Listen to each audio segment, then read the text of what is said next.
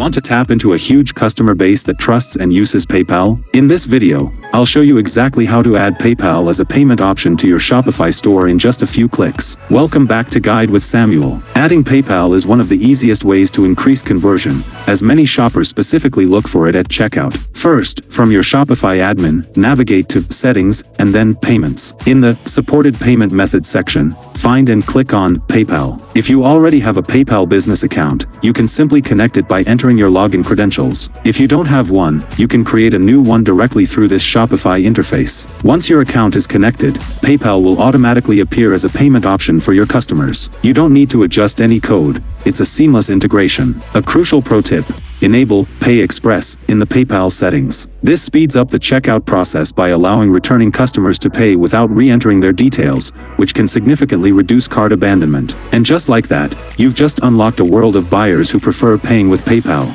It's a simple step with a potentially massive return on investment. What percentage of your sales come through PayPal? Let me know in the comments. For another powerful processor, watch our next video on how to configure Stripe on Shopify. Thanks for watching.